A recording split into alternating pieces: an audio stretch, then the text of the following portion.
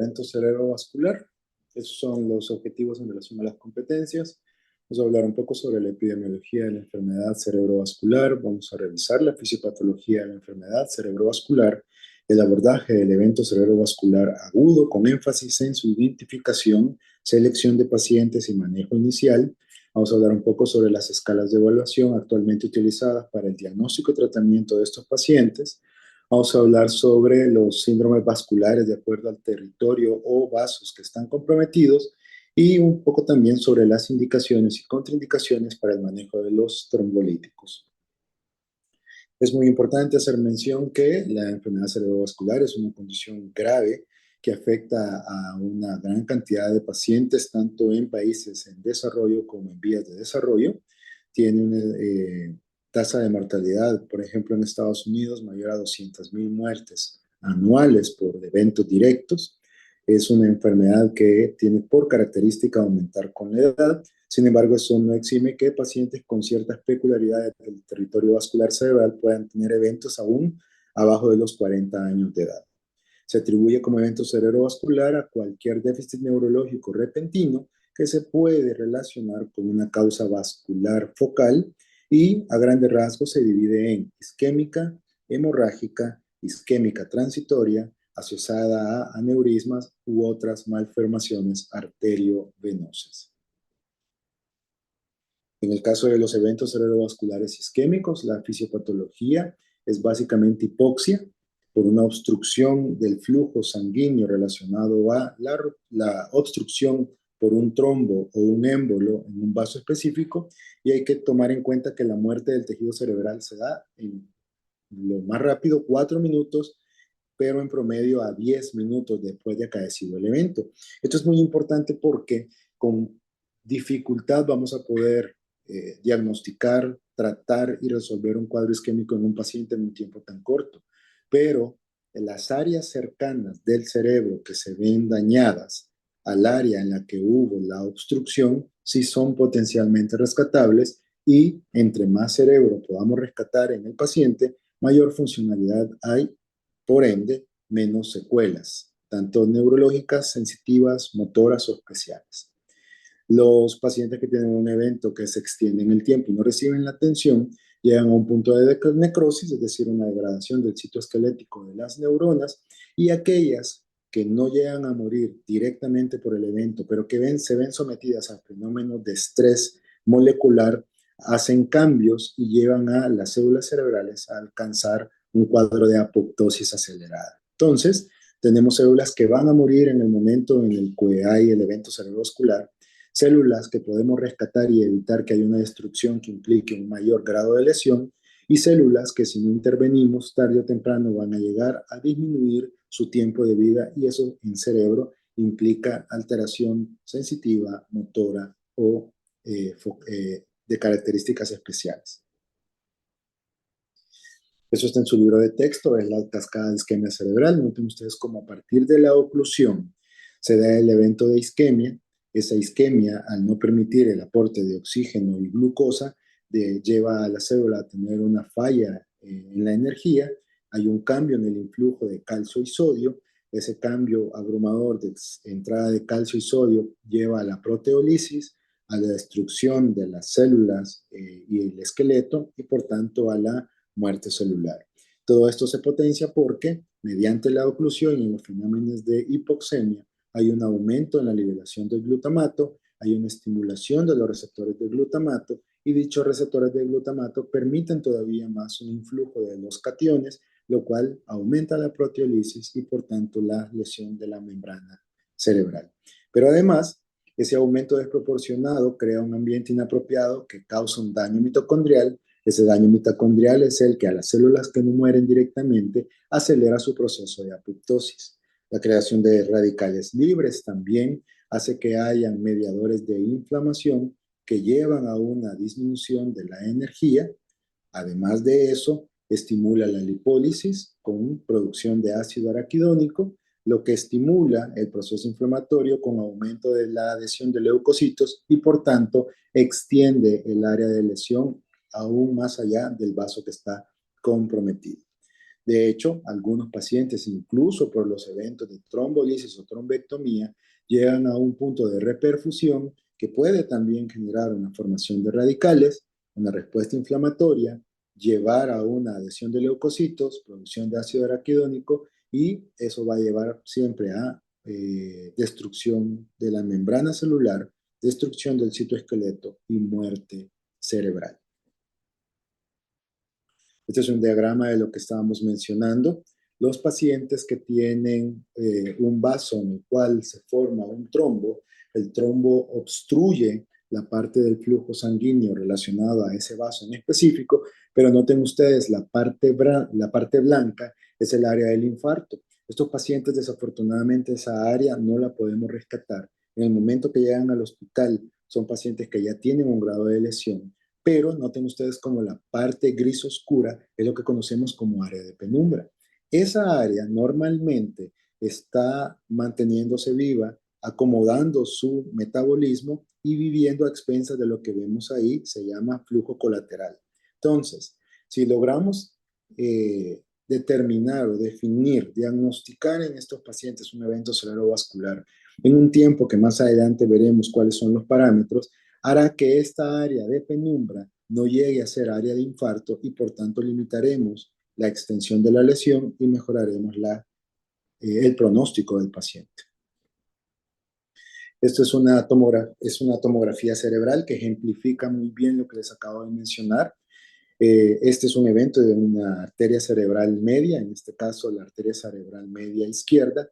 Vean ustedes como el área roja es el área en la cual se dio el infarto y esa área está perdida, esa área no la podemos recuperar, es un área que después en los estudios de resonancia magnética se observa con datos de isquemia y lesión irreversible del tejido, pero vean cómo hay un área verde que sí puede ser rescatable. Y esta es la diferencia en que un paciente pueda tener movimientos poco sincrónicos, perder la calidad de movimiento fino, o si se extiende a todo el área verde, un paciente que no pueda hablar, que no pueda movilizarse en absoluto, que sea completamente dependiente para sus actividades cotidianas. En un paciente que es cabeza de familia, que es el trabajador de la casa, tener un evento de este tipo que se da, puede presentarse en pacientes de 40 años o menos, que son productivos desde el punto de vista laboral, implica perder todas esas condiciones y tiene un impacto no solo para el paciente, sino también obviamente para el núcleo familiar. Por eso es importante determinar, cuidar los factores de riesgo si es posible, pero una vez presente el evento, poder identificarlo rápidamente para dar la atención oportuna. Los eventos cerebrovasculares isquémicos pueden ser infartos de origen cardioembólico, es decir, trombos que se forman directamente en el corazón y que migran a alguno de los vasos cerebrales. De hecho, estos constituyen el 20% de todos los eventos cerebrales de origen isquémico. Los trombos se pueden formar tanto en las aurículas como en los ventrículos o inclusive por lesiones en las válvulas. Casi todos ellos tienen que ver con lesiones a nivel de la arteria cerebral media, y las causas más frecuentes de los mismos son la fibrilación auricular, el infarto agudo miocardio, la colocación de una prótesis valvular, una cardiopatía reumática que lleve a estenosis aórtica o estenosis mitral, y los pacientes que ya tuvieron un infarto y que han tenido una miocardiopatía isquémica que puede dilatar el corazón, provocar hipoquinesia o disquinesia cardíaca y por tanto un movimiento anormal de la sangre dentro del ventrículo, generando la producción de esos émbolos. Este es un dato muy importante, es la clasificación CHA2-VASc. La clasificación CHA2-VASc se utiliza en todos los pacientes que tienen un riesgo aumentado de desarrollar eventos cerebrovasculares asociados a cardiopatía. Vean ustedes que esta es una clasificación que se utiliza desde el 2010, en la cual están los parámetros del nombre CHA2-VASc, que significa insuficiencia cardíaca, disfunción ventricular izquierda, hipertensión, edad más de 75 años, diabetes, evento isquémico previo, ya sea embolismo, accidente isquémico o infarto, enfermedad vascular, edad entre 65 y 74 y el sexo femenino. Cada uno de ellos les da un puntaje establecido y de acuerdo al puntaje establecido, los valores mayores o iguales a 2 idealmente deberían ser anticoagulados para reducir el riesgo de infartos cerebrales, y los pacientes con valores menor a 2 podrían ser tratados únicamente con aspirina o con un curso corto de anticoagulación. Esto hay que tomarlo en cuenta siempre en los pacientes que identificamos con arritmias o cualquier tipo de evento que categorice en esta clasificación para prevenir un evento cerebrovascular, un infarto cerebral. Ahora, los infartos isquémicos también pueden ser por émbolos que no se forman en el corazón, sino que se forman en las arterias. Y normalmente esto es por la presencia de placas ateromatosas, sobre todo en la bifurcación de la carótida, es decir, cuando pasa de carótida común a carótida externa e interna, en el callado aórtico, en la carótida primitiva, en las arterias vertebrales o en el tronco de la circulación basilar. También existen lo que llamamos enfermedad isquémica de pequeños vasos, que son arterias de 30 a 300 micrómetros, son esos vasos profundos cerebrales, que también es un 20% de todos los eventos y que en este caso no se obstruyen por presencia de émbolos, sino que principalmente por hipertensión no controlada o por factores que aceleran el envejecimiento. Y se caracteriza por pacientes con hemiparesias motoras de leve intensidad y localización muy focal, accidentes sensitivos, hemiparesias atáxicas, cuadros de disartria, solo para mencionar algunos. Sobre el abordaje. El tiempo es oro, el tiempo es cerebro, por eso es importante esto que se usa como un acrónimo y que se utiliza tanto en la parte intrahospitalaria como extrahospitalaria. En la parte extrahospitalaria eso incluye las unidades médicas, los ECO, las unidades de salud. Se toma el FAST como F de face, cualquier asimetría del rostro. A de arm, que tiene que ver con la asimetría en la elevación del miembro. Ustedes le piden al paciente que eleve los dos miembros superiores y si claudica con uno de ellos, ese es un valor positivo. Y speech, que tiene que ver con cualquier dificultad para el habla, ya sea afasia, disartria o cualquiera de sus modalidades. Cualquiera de esos tres que salga positivo implica que en el ambiente extrahospitalario es tiempo de tomar la conducta de trasladar a ese paciente a un centro médico o solicitar apoyo para poder referirlo a una unidad donde pueda ser apropiadamente atendido. O si es en el ambiente hospitalario, menos de 3 horas implica un paciente que puede ser trombolizado y en algunos casos hasta las 4 horas y media, dependiendo de en qué circunstancias se ha dado el evento. Entonces, los pacientes, lo principal es identificar el déficit. El déficit puede ser un stroke, que es un evento cerebrovascular establecido, o un accidente isquémico transitorio. Llámese por accidente isquémico transitorio aquel déficit que revierte espontáneamente en menos de 3 horas. Estos pacientes inicialmente tomamos la glucosa, ya que las hipoglicemias pueden provocar eventos que semejen eventos cerebrovasculares, y establecemos el ABC para poder proteger la vía aérea, ver si el paciente está hemodinámicamente estable y si su patrón respiratorio es adecuado. De ser posible, se tiene que obtener una imagen cerebral, me refiero de ser posible en el lugar en donde nos encontramos, y eso nos puede permitir hacer la primera gran división. Es este evento isquémico o es este evento hemorrágico. Si es un evento isquémico, pues entonces es el momento, como les mencionaba, de establecer si este paciente puede llegar a trombolisis, sobre todo si tiene menos de 3 horas o menos de 4 horas y media, o si es candidato para trombectomía, que es una intervención intravascular en la cual, así como se puede llegar hasta las arterias coronarias, también se puede llegar a las arterias mayores del cerebro y eliminar el coágulo que causa la obstrucción. En este caso se establece la causa, puede ser una fibrilación auricular, una enfermedad de las carótidas o cualquier otra, y entonces se toma la conducta ya definitiva después de haber abordado el evento inicial. Cuando hablamos de hemorragia, casi todas las hemorragias están relacionadas con hipertensión arterial no controlada.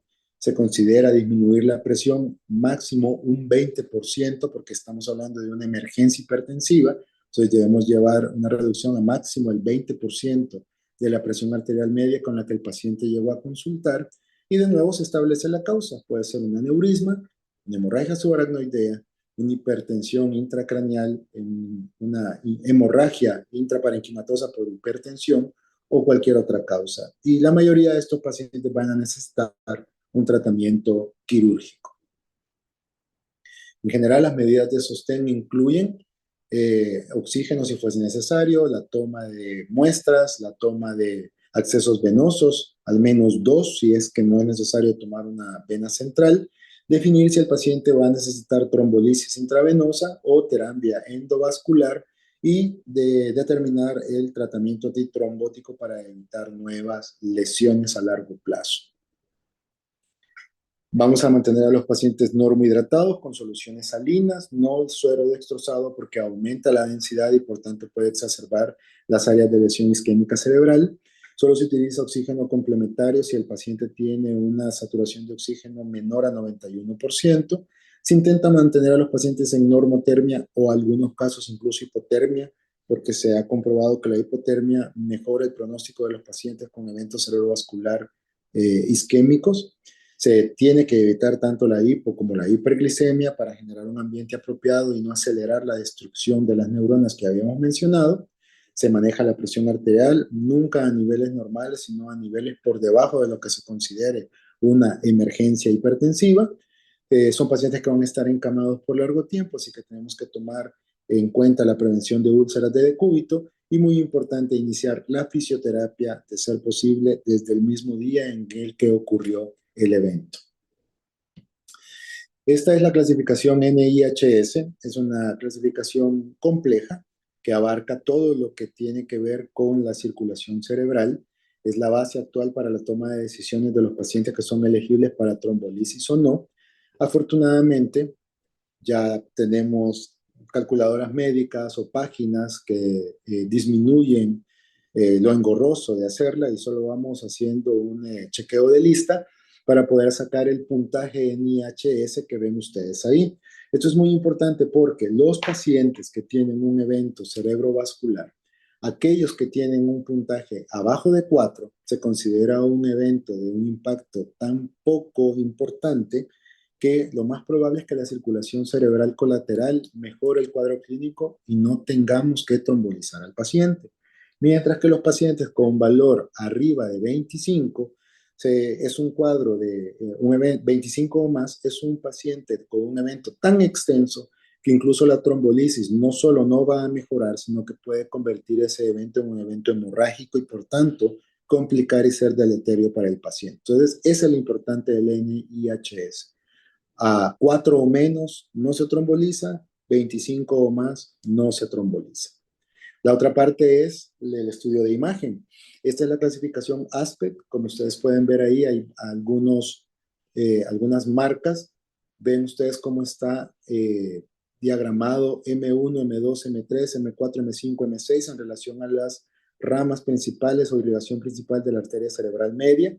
Ven ustedes ahí el área I, que es la ínsula, la L, que es el núcleo lenticular, la C, que es el núcleo caudado, y la IC, que es la cápsula interna. Entonces, estas áreas en una tomografía deben ser evaluadas para determinar si hay datos de isquemia y, nuevamente, un tercio o más de área cerebral que esté comprometido se considera un evento tan extenso que el riesgo de hemorragia es muy amplio y por tanto los pacientes no se trombolizan, sino que se le ofrece profilaxis secundaria y, de ser posible, terapia endovascular.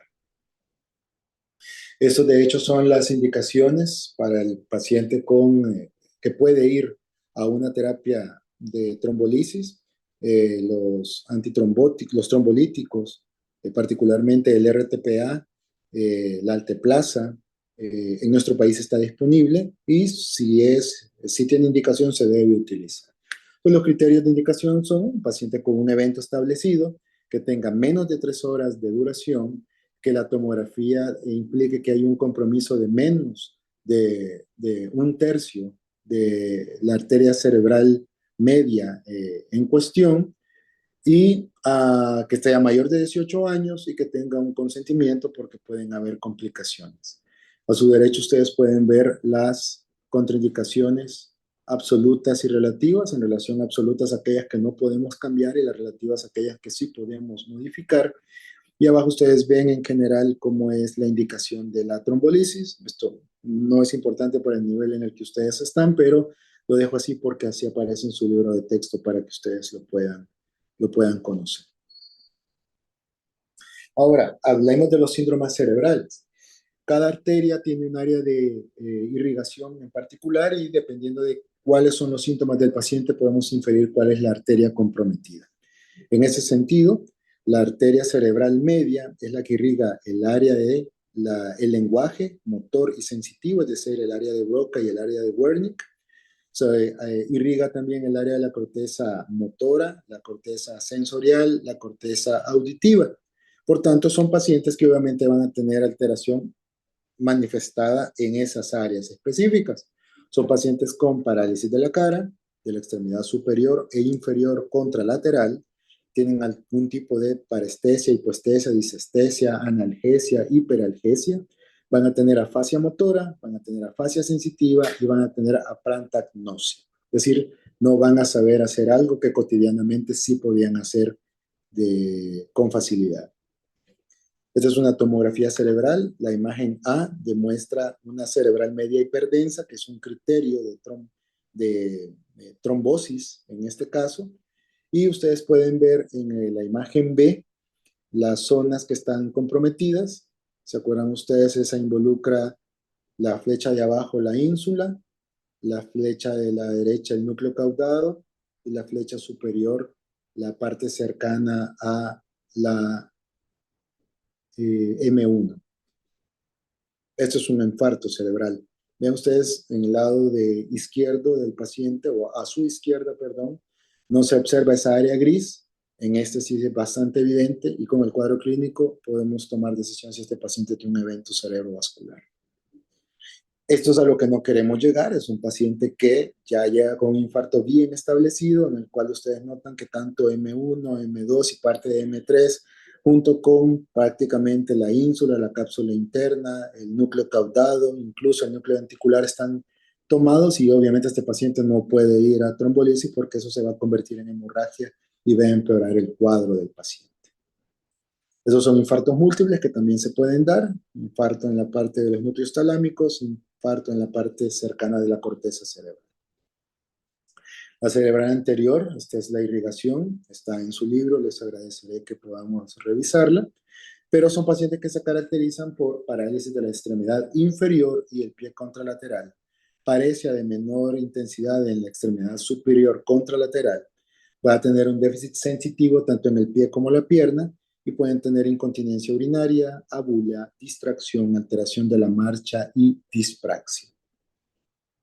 Ese es un evento de arteria cerebral anterior. Lo identificamos con tomografía. La cerebral posterior son pacientes que van a tener alteraciones de la visión y de la visión conjugada, es decir, hemianopsias homónigmas, acromatopsias, incapacidad para la numeración de objetos, van a tener dislexia, pueden tener alucinaciones visuales, pérdida de la sensibilidad e incluso cuadros de ataxia si es que el evento alcanza la parte cerebelosa. Pueden ver ustedes ahí el área isquémica en la parte inferior izquierda de ustedes, derecha del paciente, cómo involucra la parte relacionada con la cerebral posterior. Ahora, el otro gran grupo son las hemorragias intracraneales. Las hemorragias intracraneales se pueden dar en el espacio subdural o epidural y estas se asocian a traumas. Las subaracnoideas casi siempre están relacionadas con traumas o con malformaciones venosas o arteriales, incluyendo los aneurismas. Y las hemorragias intraparenquimatosas se asocian sobre todo a hipertensión o a algunos tipos de traumas. En las hemorragias intracerebrales, una de las causas más frecuentes es la hipertensión arterial. Y vamos a ver su ubicación en los ganglios basales, el putamen, el tálamo, la sustancia blanca profunda, áreas profundas del cerebelo o en áreas de la protuberancia. El cuadro clínico es un déficit súbito muy intenso que empeora rápidamente, reduce el estado de conciencia, compromete hasta inclusive llevarlo al coma y puede llegar a presentar signos de hipertensión intracraneal. Esas son, en resumen, las causas más frecuentes de hemorragias intracraneales que aparecen en su libro de texto. También les agradeceré que puedan revisarlas. Y esto es lo que vemos en las tomografías. Este es un paciente con una hemorragia subaracnoidea. Noten esa parte más clara en la parte cerebral. que es sangre alojado en el espacio subaracnoideo, muy probable relacionado a la ruptura de un aneurisma, una malformación arteriovenosa. Esta es una hemorragia intracerebral en la parte profunda, en la región del tálamo. Normalmente estos son pacientes hipertensos que suspenden su tratamiento y por eso presentan la hemorragia. Esta es una hemorragia subaracnoidea relacionada a traumas, como lo mencionábamos. Vean ustedes, la característica de la hemorragia subaracnoidea es que la sangre sigue el contorno del cerebro porque está por debajo de la dura madre. Vamos a ver un ejemplo más adelante de cómo es una que está por encima de la dura madre para poder hacer diferencia entre ambas. Entonces, esta es una hemorragia subdural. Esta es una hemorragia epidural, es decir, por encima de la dura madre. ¿Se acuerdan ustedes cuando vieron anatomía? La dura madre es un tejido bastante denso, por tanto puede formar esta concavidad, esta como bolsa de sangre, y generalmente estos pacientes son pacientes que tienen un trauma muy importante y por eso hacen este evento de hemorragias. Vamos. Bueno, esto es para tomar en cuenta que también pueden haber eventos subagudos, sobre todo en pacientes ancianos. Tengan mucho cuidado con estos pacientes que usan anticoagulantes, que usan aspirina, que viven solos o pasan solos la mayor parte del tiempo y que los familiares se lo llevan porque está comportándose raro, porque tiene alucinaciones, está agitado. Son pacientes que se confunden con cuadros de demencia, pero si somos acuciosos en la historia, y preguntamos si en los últimos 3, 4 semanas o incluso más el paciente no se ha caído. Esto que ven ustedes ahí es una hemorragia en el espacio subdural, pero ya de evolución subaguda. Noten ustedes como la parte gris, que es la sangre, ya no se ve tan clara, ya no se ve tan evidente, son áreas coaguladas, pero que hacen un efecto de masa sobre el cerebro y son la causa de que estos pacientes tengan el déficit neurológico. Estos pacientes, como lo habíamos mencionado, en la mayoría de los casos terminan siendo quirúrgicos. Veamos, creo que era la última imagen. Bueno, esa es una complicación, es un paciente que tuvo un infarto intracerebral que drena al ventrículo, eso se llama hemoventrículo, y son pacientes que obviamente generan cuadros de hidrocefalia o un hidrocéfalo, porque la sangre al ser tan viscosa obstruye el tercer y cuarto ventrículo y por tanto no hay un flujo adecuado de líquido cefalorraquídeo desde los ventrículos laterales. Igual estos pacientes casi siempre son o malformaciones arteriovenosas o son pacientes hipertensos con un tratamiento inapropiado. De acuerdo. ¿Preguntas al respecto del caso? ¿Hay alguna pregunta sobre el abordaje de los pacientes con evento cerebrovascular?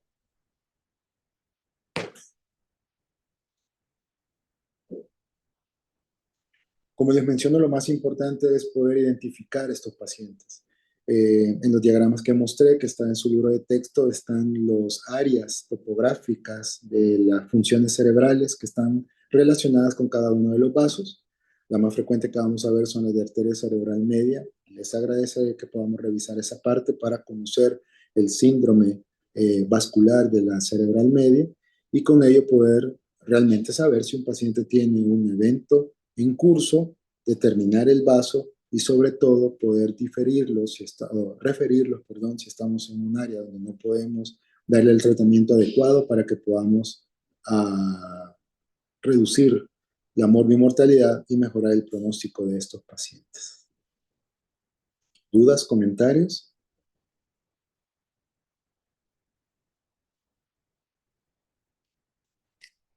De acuerdo. Si no hay más, entonces vamos a dar por finalizada la sesión. Quedamos pendiente entonces para los temas que tenemos pendiente y los seminarios. Este día voy a subir la información de los 3 seminarios que están todavía pendientes. ¿De acuerdo?